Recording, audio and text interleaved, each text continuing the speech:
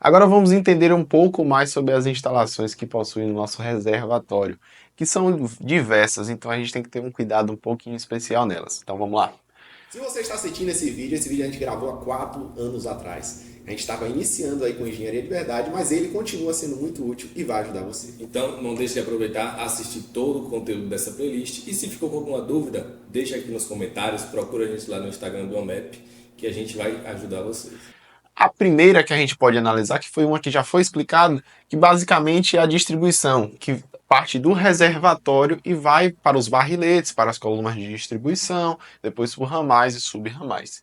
Então, se a gente fizer um corte no reservatório, está aqui ele cheio, temos uma saída inferior, que dela vai para os barriletes, e nela a gente bota um registro de gaveta, que pode ser utilizado no modelo do registro de esfera, que é comumente utilizado para essas instalações. E após ela, é muito importante a gente inserir a nossa ventilação. Ela permitirá que muitos das bolhas de ar que ficam na instalação possam ser eliminadas e que elas consigam passar daí, por exemplo. Vamos supor que a concessionária interrompeu um fluxo por um longo período de número de dias. Vamos supor que seja 3 dias sem fluxo. E com isso, todo o reservatório foi esvaziado. Então as tubulações internas da edificação ficaram vazias. Então, mas como elas não ficam vazias, elas ficam cheias de ar. E com isso, quando a água chegar novamente e você for utilizar, você vai perceber que a água tem uma certa dificuldade de chegar até o ponto de utilização. Isso se deve às bolhas de ar e ao ar que fica presente dentro da tubulação. Então, para isso, você tem que ter um caminho onde essas bolsões de ar possam sair de uma maneira adequada e que aos poucos você possa voltar a utilizar seus aparelhos de maneira adequada, com a vazão coerente que deve ser. Então nunca se esqueçam de colocar a ventilação, que fica após o nosso registro, obviamente, e permite a ventilação dos nossos barriletes, das nossas colunas. Então, entendido a distribuição, vamos agora entender também a parte do alimentador predial. Aqui nós temos outro corte, onde está aqui nosso reservatório vazio. E aos poucos, vamos supor que voltou o abastecimento de água, ele estava vazio. Então a concessionária voltou a fornecer água para a edificação e ele vai enchendo. E assim a torneira boia, ela vai subindo à medida que o líquido for chegando. Só que ao chegar num determinado nível, a nossa torneira boia, ela fecha o fluxo aqui, não permitindo que passe mais água.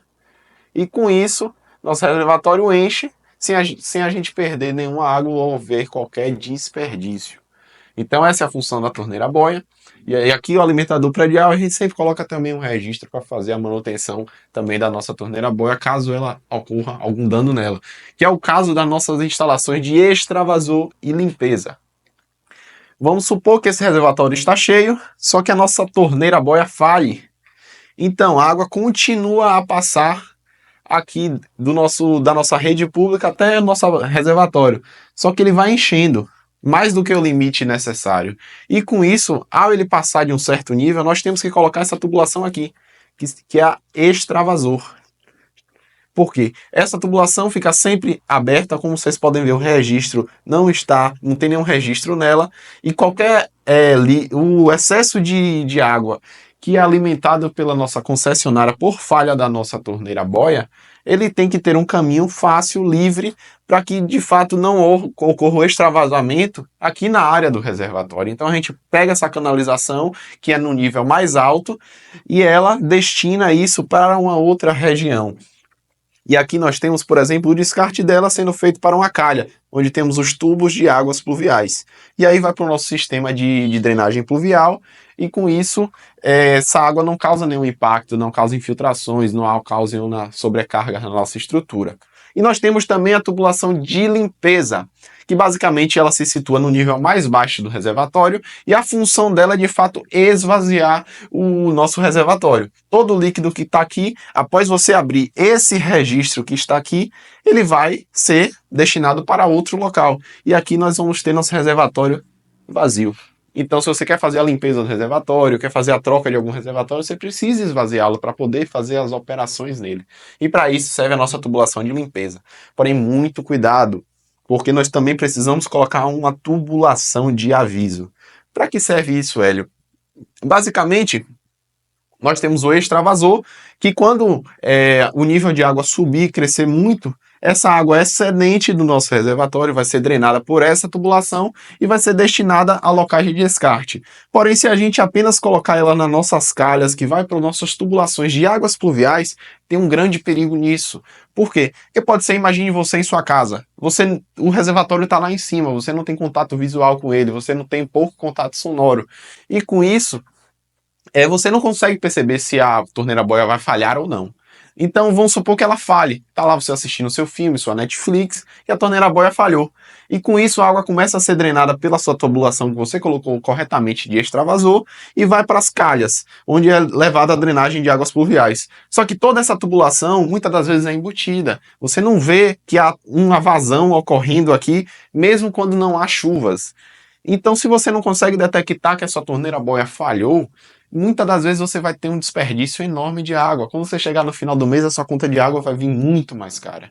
Então, para isso, a gente coloca o TA, que é a tubulação de aviso. Basicamente, uma tubulação que a gente pode colocar ela para uma área visível. E pode ser uma tubulação bem pequena, uma tubulação de 20, 25 milímetros, porque a função dela não é que a água escoe através dela, é apenas que o usuário consiga, você em sua casa, mesmo assistindo seu filme, você possa ver, poxa, tá passando água por esse tubo, então tem algo de errado e eu preciso fazer uma manutenção no sistema. E para finalizar, a nossa instalações de recalque, como é que elas chegam no nosso reservatório? Aqui tem outro corte, que temos um reservatório vazio e vamos supor que você vai abastecê-lo com água através de um sistema de motobomba. Então a motobomba vai fazer a sucção da água e vai trazer pelas nossas tubulações de recalque até o nosso reservatório. E através disso você pode fazer isso de uma maneira automatizada, que é a recomendação que a gente dá, que é você utilizar e prever no projeto chaves de nível. Como é que funciona essas chaves? Basicamente, quando o reservatório atinge o nível daqui, temos uma chave inferior e uma chave superior. Então, elas que delimitam basicamente os níveis do nosso reservatório. Então, se aqui eu tenho um sistema de chave que está na parte inferior, quando a água chega no nível dessa chave, ele aciona a bomba falando, nossa, no reservatório chegou no nível muito baixo, eu tenho que acionar a bomba, ela tem que ser ligada para enchê-lo. Então, a água vai preenchendo até chegar no nível da nossa chave superior. E quando chega nesse nível dessa chave interior, ele avisa, bomba, pode parar de funcionar que nós já abastecemos o nosso reservatório. E há diversos outros tipos de chaves de nível que você pode utilizar no seu projeto. Tem a chave de boia, que é apenas uma. Então, basicamente, o que você não pode deixar de inserir é uma chave de nível para que você não precise manualmente estar sempre liga a bomba, desliga a bomba, encheu demais o reservatório. Então, basicamente é assim que funciona as nossas tubulações de recalque e as nossas tubulações do nosso reservatório.